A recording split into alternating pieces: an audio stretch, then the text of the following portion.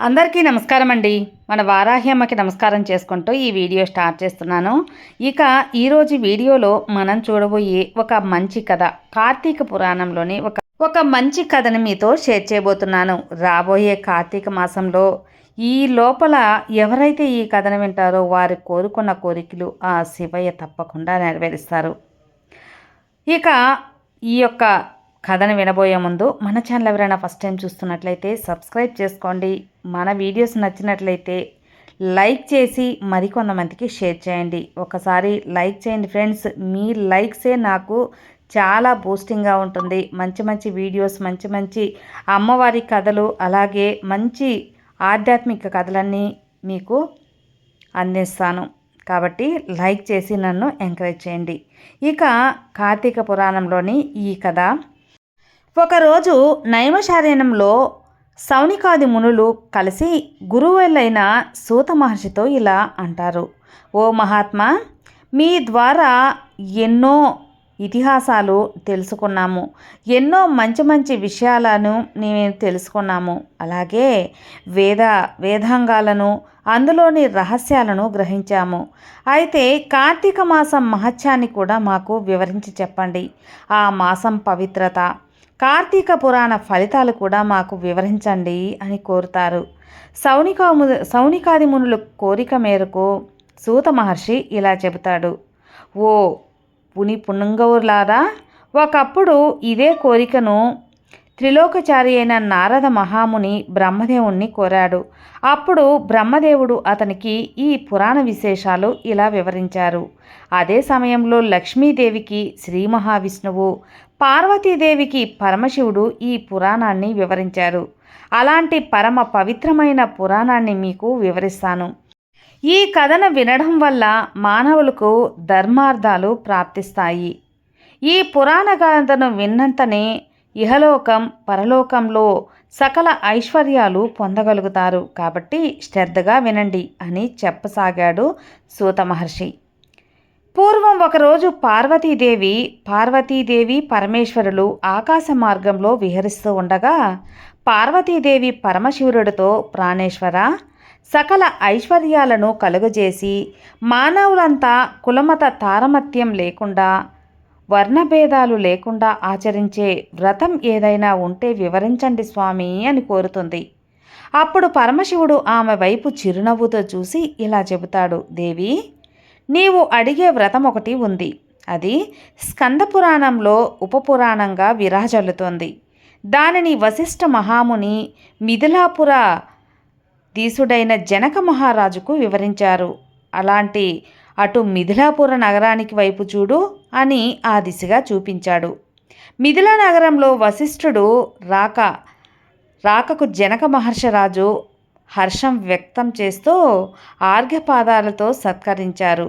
ఆ తర్వాత కాళ్ళు కడిగి ఆ నీటిని తన తలపై చల్లుకొని ఇలా అడుగుతున్నాడు: ఓ మునివర్య, మీ రాక వల్ల నేను, నా శరీరము, నా దేశము, నా ప్రజలు అందరూ పవిత్రులయ్యారు. మీ పాదధూళితో నా దేశం పవిత్రమైనది. మీరు ఇక్కడకు రావడానికి కారణమేమిటి అని కోరగా అప్పుడు వశిష్ఠ మహాముని ఇలా చెబుతాడు: జనక మహారాజా, నేను ఒక మహాయజ్ఞం చేయాలని నిర్ణయించుకున్నాను. అందుకు కావలసిన ధన సైన్య సహాయానికి అందుకోసం నిన్ను కోరాలని వచ్చాను అని తాను వచ్చిన కార్యాన్ని వివరంగా వివరించాడు. దీనికి జనకుడు: మునిపుంగవ, అలాగే ఇస్తాను, స్వీకరించండి. కానీ ఎంతో కాలం నాకొక సందేహం ఉంది. మీలాంటి దైవజ్ఞానులైన వారిని అడిగి సంశయం తీర్చుకోవాలని అనుకుంటున్నాను. నా అదృష్టం కొద్దీ ఈ అవకాశం దొరికింది. ఏడాదిలోని మాసాలన్నిటిల్లో కార్తీక మాసమే ఎందుకు పరమ పవిత్రమైనది? ఈ నెల గొప్పతనం ఏమిటి? కార్తీక మహత్యాన్ని నాకు వివరిస్తారా అని ప్రార్థిస్తారు. అప్పుడు వశిష్ఠ మహాముని చిరునవ్వు నవ్వి: రాజా, తప్పకుండా నీ సందేహాన్ని తీరుస్తాను.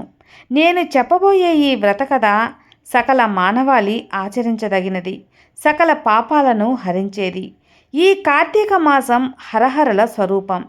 ఈ నెలలో ఆచరించే వ్రత ఫలితం ఇది అని చెప్పలేము, వినడానికి కూడా ఆనందదాయకమైనది. అంతేకాదు ఈ కార్తీక మాస కథను విన్నవారు కూడా నరక బాధలు లేకుండా ఈ లోకమును పరలోకమును సౌఖ్యంగా ఉంటారు. నీలాంటి సర్వజ్ఞులు ఈ కథ గురించి అడిగి తెలుసుకోవడం శుభప్రదం. శ్రద్ధగా ఆలకించు అని చెప్పసాగాడు.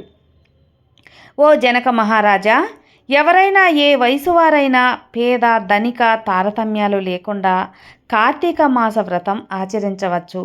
సూర్యభగవానుడు తులారాశిలో ఉండగా వేకువజామునే లేచి కాలకృత్యములు తీర్చుకొని స్నానమాచరించి దాన ధర్మాలు దేవతా పూజలు చేసినట్లయితే దానివల్ల అనన్యమైన పుణ్య ఫలితం పొందుతారు. కార్తీక మాసం ప్రారంభం నుంచి ఇలా చేస్తూ విష్ణు సహస్రనామార్చన శివలింగార్చన ఉంటారు. ముందుగా కార్తీక మాసానికి అధిదేవత అయిన దామోదరుడికి నమస్కారం చేయాలి. ఓ దామోదర, నేను చేసే ఈ కార్తీక మాస వ్రతానికి ఎలాంటి ఆటంకము రానియవద్దు, నన్ను కాపాడు అని ధ్యానించి ప్రారంభించాలి అని వివరించాడు. వ్రత విధానం గురించి చెబుతూ, ఓ రాజా, ఈ వ్రతానికి ఆచరించే రోజుల్లో సూర్యోదయానికే ముందు నిద్రలేచి కాలకృత్యాలు తీర్చుకొని నదికి పోయి స్నానమాచరించి గంగకు, శ్రీమన్నారాయణునకు, పరమేశ్వరుల వారికి, భైరవునికి నమస్కరించుకోవాలి. మీ సంకల్పం చెప్పుకోవాలి. ఆ తరువాత నీటిలో మునిగి సూర్యభగవానుడికి అర్ఘ్యపాదాలు సమర్పించి పితృదేవులకు క్రమ ప్రకారం తర్పణలు చేయాలి. గట్టుపై 3 దోసిళ్ల నీరు పోయాలి.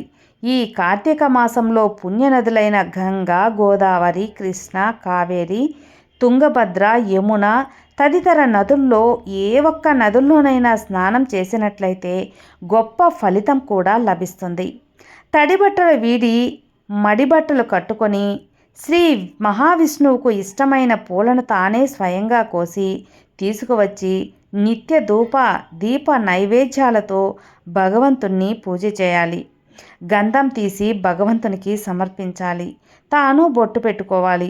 ఆ తర్వాత అతిథిని పూజించి వారికి ప్రసాదం పెట్టి తన ఇంటి వద్ద కానీ దేవాలయంలో కానీ రావి చెట్టు మొదటను కానీ కూర్చొని కార్తీక పురాణం చదువుకోవాలి. ఆ సాయంకాలం సంధ్యావదనం చేసి విశాల ఆలయంలో కానీ విష్ణు ఆలయంలో కానీ తులసికోట వద్ద కానీ దీపారాధన చేసి శక్తిని బట్టి నైవేద్యం తయారు చేసి స్వామికి నివేదించాలి. అందరికీ పంచి తాను భుజించాలి. తర్వాత రోజు మృష్టాన్నంతో భూతతృప్తి చేయాలి. ఈ విధంగా వ్రతం చేసిన మహిళలు, మగవారు గత జన్మల్లో చేసిన పాపాలు, ప్రస్తుతంలో చేసిన పాపాలు పోగొట్టుకొని మోక్షాన్ని పొందుతారు.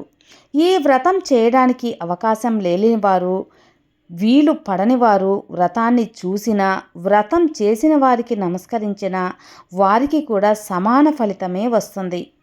ఇది స్కందపురాణంలో వశిష్ఠ మహాముని చెప్పిన కార్తీక మహత్యంలోని మొదటి అధ్యాయం.